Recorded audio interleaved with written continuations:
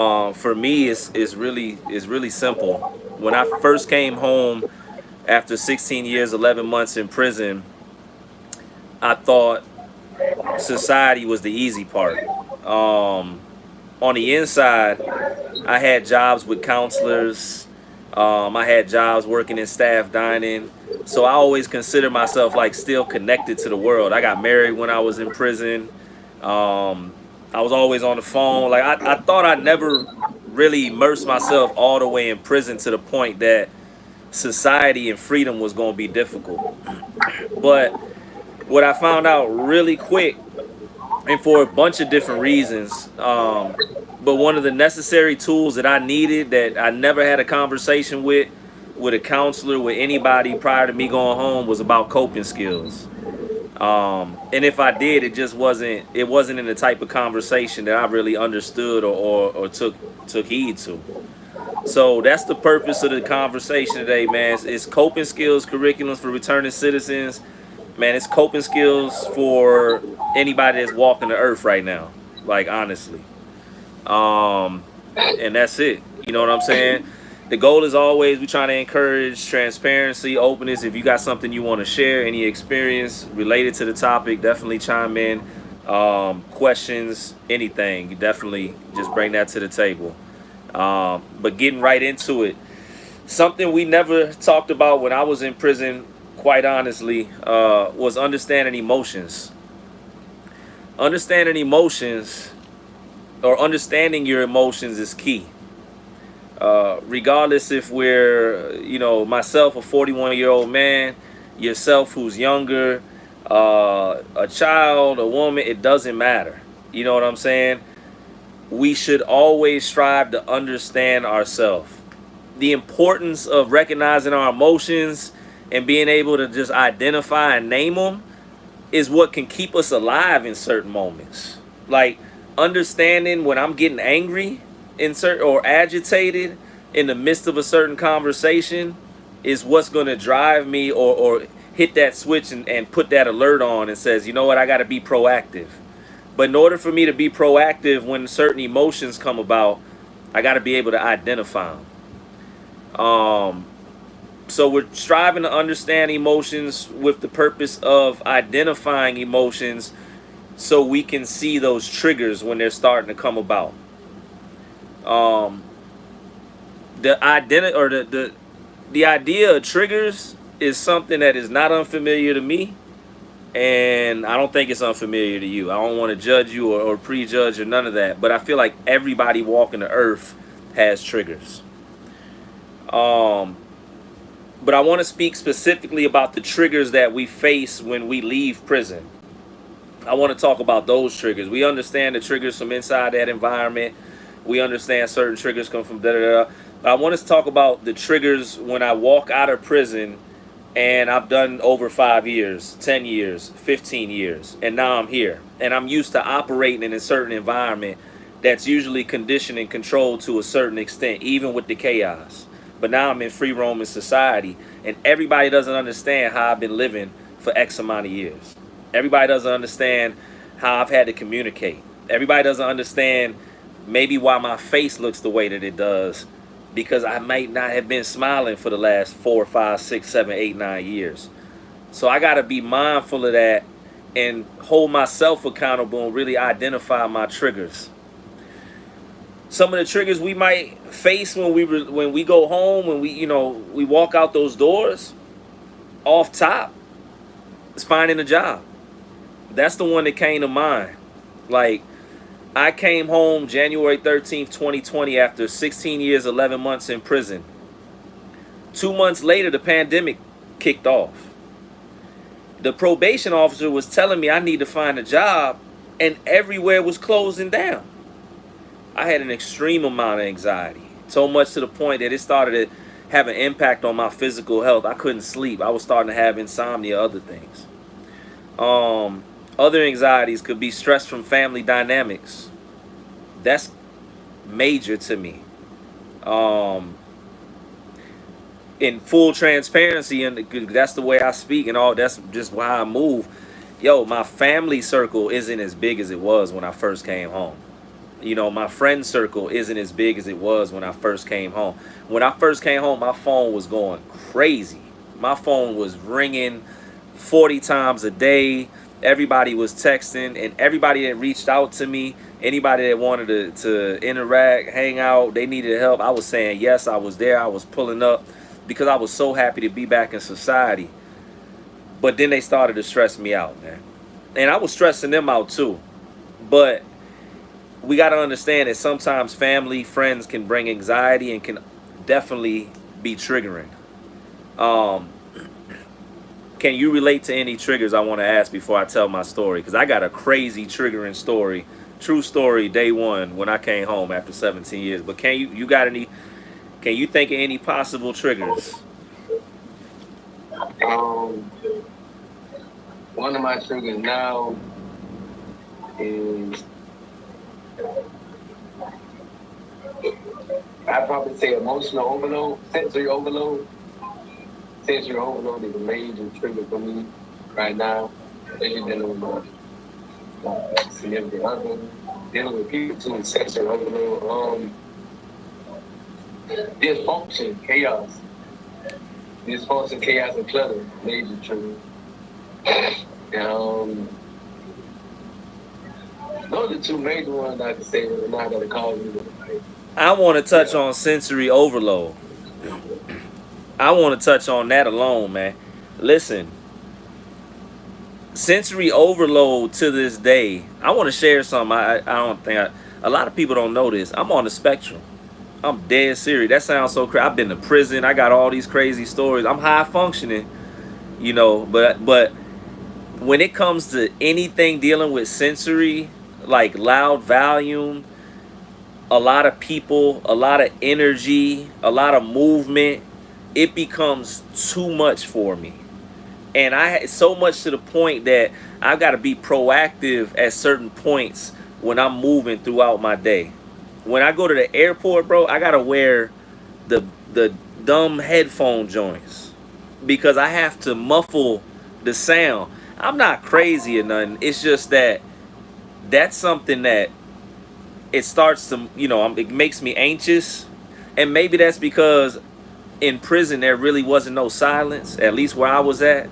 Like all day there was noise. And then at night, you had the crew that stayed up all night. There was never any silence. That, You could relate to that. that's amazing. What? Deep, Never quite is. yeah. Keep note of those things that are triggering on the inside because those are the things that'll trigger with you on the outside.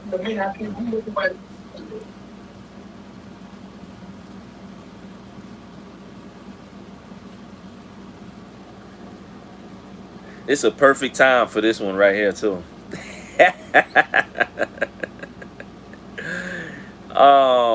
But I want to tell a quick story about the first day I came home, man. The very first day I came home, it was January, and my stepfather, rest in peace, we were at my mother's house, and he gave me his jacket because it was cold outside. He said, "Here, son, here go this jacket." I said, "Cool," because we were going outside to talk on the patio or whatever. This is our first time I'm home. Married my mama. We gonna talk. When somebody gives you a jacket, I don't know if you the same way. When somebody gives me a jacket, I reach in the pockets. I just check the pocket. It's a habit. I ain't trying to steal nothing, but if something up in here, I'm gonna say, "Hey, bro, this your stuff right here." When I went, this is my first day home, bro.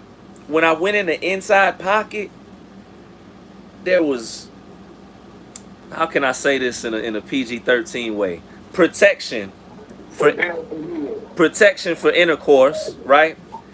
Yeah. And some pills for intercourse. And I was like, as a logical thing, because I came home married too, right? I was like, you ain't got them for my mama. You understand what I'm saying? You out here doing something crazy. Listen, immediately all my PTSD kicked in. I didn't even wait. I started, yo, what's this? I'm going in my first day. That was not what I should have did. Even though that was a messed up situation, that's my mama, dude wilding. all of that, right? And I could talk about it now, rest in peace. And my mama stood on business and got rid of them. Hey, man, you know what I'm saying? But this is what happens. I get into it day one with them. Now we're arguing. The neighbors could have got called. You know, they could have called the police. You know how people, and we out there in the country. We ain't even really in the city where, you know what I'm saying? Like, anything could have happened. Me and him could have got to tussling. Anything. I should have just processed the information and waited to a more opportune time so we could have a conversation one-on-one. But I didn't. And that story right there is just one of the opportunity at one time where I could have messed up my freedom in a moment, man. So it's important to understand your coping skills. The next thing is to understand understanding your emotions. The next thing is to understand coping strategies. Like, we're gonna be tested. There's gonna be moments where people rub us the wrong way. There's gonna be just things that come about, because that's what life does. Life gets to lifing. We may be sad and stressed out. We may be overstretched, whatever it is. And we should know what to do in those moments. So here's some brief coping strategies I just want to touch on really quick. The first one is deep breathing. Believe it or not, I used to think breathing was corny, not to stay alive, but people be like, yo, you got to practice breathing to calm down. I'm like, man, I breathe every day. That's not going to calm me down.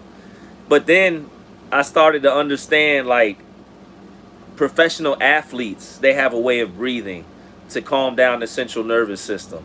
People that meditate, etc. So learning things like deep breathing is actually beneficial. It's a part of mindfulness. What mindfulness is basically, it's a way to manage anxiety and stay present. The average person is not present in the moment. Being ironic right now, timely, but at the same time, just you know how I do.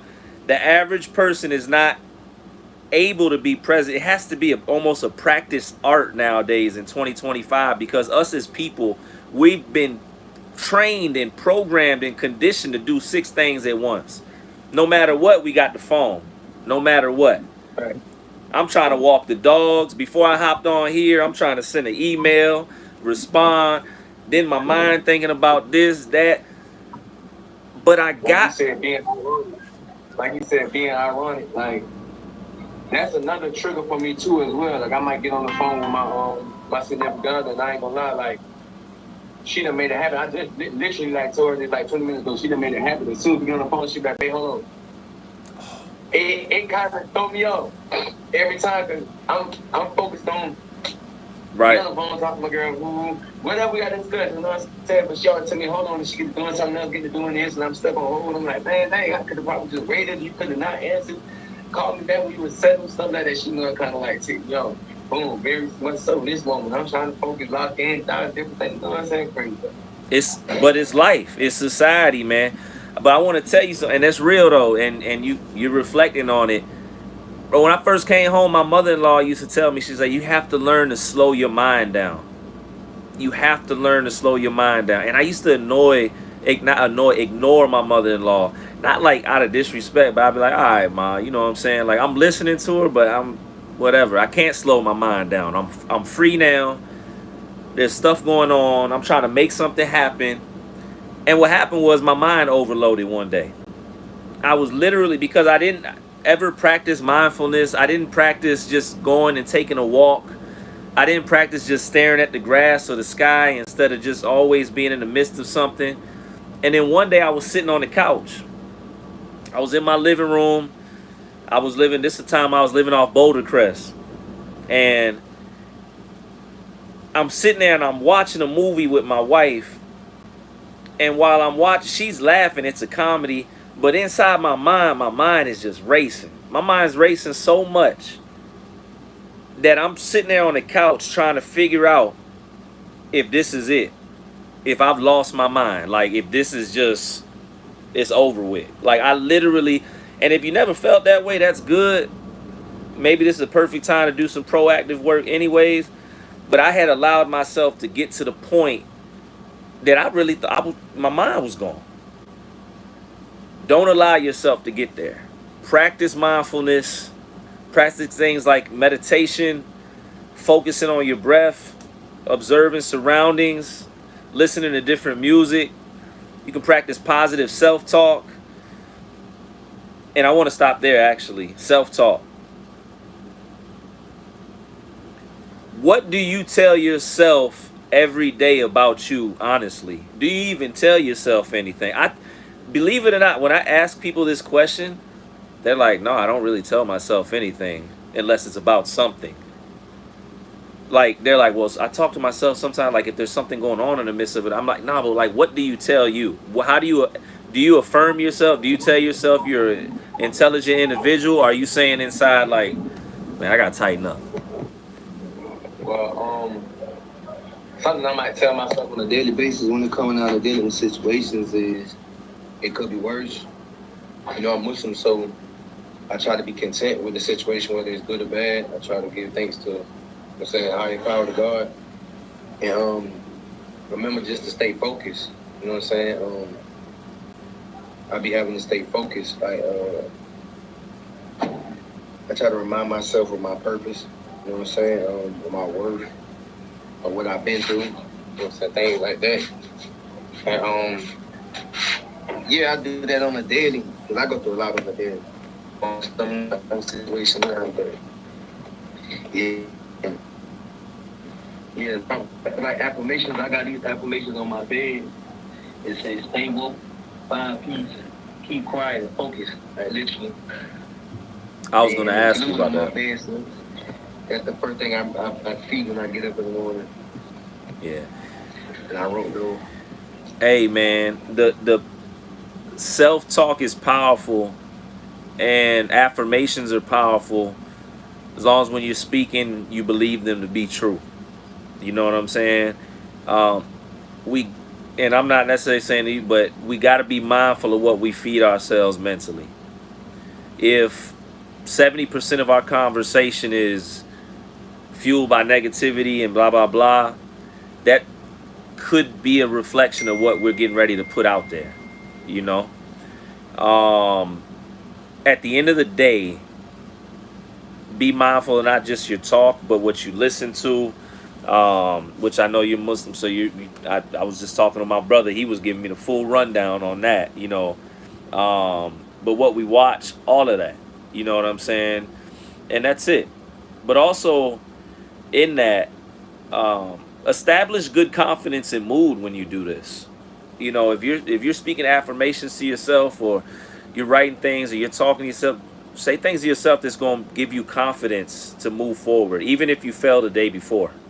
You know what I'm saying? And also identify negative thoughts in the midst of your day. Like, I used to go through a practice journal, and I'm big on it. I keep telling people probably 2% go along with it, and that's fine. Hopefully more. But usually when I bring it up to the fellas, they're like, yo, I ain't journaling. Da, da, da. But I journal. And shout out to the ladies, because they're always like, yeah, we write, you know. But I used to have to log down every time I had a negative thought, because I was having so many of them. And then the next day I'd go back and I'm looking at all the times I had a negative triggering thought. And then I even took it and it sounds crazy, right? But then I did it with the positive thoughts. And I did this for about a week. And what I found out for me, it was like 80% negative thoughts, anxiety, fear, depression, sadness, mistrust, all that. And then like 20% good. And I was messing myself up, man. So try to identify those thoughts. And when they come about, if you take the time to write them, write a positive thought that counters it, or in a moment, even better, counter that negative thought that comes about. I'm dealing with a situation right now. It's a blessing, but I got anxiety because it's not in stone and I want it to happen, but I can't get caught up in the fear. I got to stay in the fact that it's happening, it's moving forward right now. You know what I'm saying? Combat the anxiety. One of the biggest things that messes us up when we come home from prison is anxiety. 99% of the individuals when they come home, even the ones that say, yo, I'm good, It always comes that moment where that wall gets hit and that anxiety sets in, the realization of all the stuff they went through or the things that's in front of them, whatever it is. But also acknowledge those moments of saying to yourself that even though I have these negative thoughts, it's not true. It's a thought of what could be, but it's not true. Usually that's what anxiety is. It's something that ain't even happened yet. You know what I'm saying? A fear is like, yo, I just ran into the other car right there. I hope I ain't banged their car up too bad, because that happened. And anxiety is, man, I'm driving. I hope I don't run into nobody, because that'd be crazy, you know. And just identify the difference between the two. Next thing is problem solving skills. Man, identifying problems we may face when we go home is key. Problems that we gonna probably face that I can list when individuals come home in 2025. I came home in 2020. Society has shifted drastically. Everybody out here to me is more agitated and angry. It's the craziest thing. I feel like there was more respect in prison, at least where I was at. I can't say that everywhere, but at least where I was at, there was a whole lot of pardon cells. Excuse me, who got next? Y'all good? Out here, it is not like that. You know what I'm saying? Not with everybody, but there's a big percentage. You like, yo, I just said good morning, and they ready to grit on you and all that, right? But I also want to talk about other problems, like maybe technology has shifted and it could cause to be an obstacle or anxiety or something. Maybe family dynamics have shifted. We've got financial issues, the majority of us, when we come home from prison. Some of us are straight. A lot of us are not. You know, a lot of us have to start from ground floor, get a job, all of this. But identify any potential problems that you may have once you come home and be honest with yourself. Don't be the guy, which I don't think you are, but don't be the guy with your head in the clouds and just thinks everything's going to be good, blah, blah, because it's not. As good as my life is, it has been hell every year. Like, it's been the craziest obstacles, hurdles, mountains. I'm glad I got discipline, consistency, and faith, but it's been crazy. But identify the problems, and then at the same time, before you step into those situations, try to identify some solutions. So if I know, like, getting a job may be a problem when I come home, I'm going to go ahead and start listing possible solutions. Temp agency, draw up my resume, look up equal opportunity employers on Indeed, look up felon-friendly jobs on ZipRecruiter, go to honestjobs.com, whatever it is. I'm coming up with a plan to counter the potential problems that I may face when I come home, so I don't have to respond when something happens. I got an opportunity to react. And then once you do that, choose a solution and apply it. Like, it's really that easy. Choose a solution, implement it if the problem arises, and do have a backup plan for certain things. I ain't talking, entrepreneurs don't have a backup plan. Just keep going. But other than that, yeah. The next thing, I want to be respectful to the time run through, is build your social support circle. You've been on a few of the classes and groups. I always speak about this, but man, it's important, man. Highlighting the importance of establishing a supportive relationship or relationships in the community and around you is key. In the last probably 90 days, every person, unfortunately, that I'm dealing with, that I'm mentoring, whose family that I'm dealing with, that's currently incarcerated, fighting a charge, or something else bad has happened, it's usually because of their circles that they were running with. One of the biggest mistakes that happens to us, especially coming home from prison, etc., is we're too loyal to individuals that don't deserve our loyalty. Maybe not in the sense that they're not loyal to us, but in the sense that their loyalty could cause me to go back to prison or land in a grave. And that's it. People, places, and things. Holding myself accountable and understanding who should actually be in my life and who should I just contact on FaceTime was very key to me. I have people that I love, and I love them from afar. And that's what it's going to be. Because the decisions that they're making do not support the decisions that I need to make. That's it. In building my support circle, I got to understand I'm not here to shift anybody's views or the way they move or none of that. because I'm coming back out into the world where a lot of people already they doing what they doing. They got their minds made up. They've been building foundations, good, bad, in between. I am here to be somebody that's successful on my own hand, so the people that do care about me for the right reasons will also benefit. The best ways to seek support, build, friends of supportive value, identifying those family members of supportive value is just real, transparent conversation and identifying what rooms you want to sit in. I got an uncle, I love him to death, but I don't drink. But what he does is, because he doesn't believe I don't drink, every holiday he wraps up a bottle in paper and gives it to me, like for Christmas. I don't want that. So guess what? I'll see you not Christmas. I'll see you some other day. You know what I'm saying? It's just being real, man. I recently had an individual who he got injured really badly from his own homeboy on accident. It was the crazy. They're trying to it's a whole situation, but he wasn't even supposed to be there. He stopped on the way home from work. He was on his way to his newborn baby, his girl who he just got married to, last year.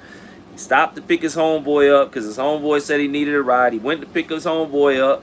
His homeboy had got into some stuff at the apartment complex. They're going to leave out, and you can fill in the rest of the blanks. He's caught in the crossfires. They're trying to drive away.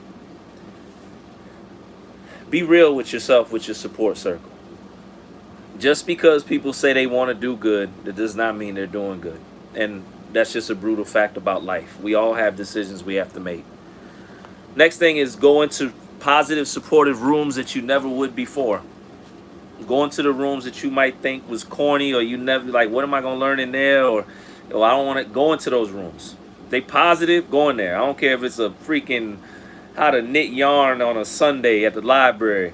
Go in there for 2 minutes. You know what I'm saying? Like, because you're going to meet positive people move in certain directions, whatever it is. Check it out. New experiences, and usually leads to growth. And then never underestimating, you know what I'm saying, finding people that are good listeners, you know what I'm saying, and truly supportive through their actions. You got anything, any feedback, any questions, anything like that for me?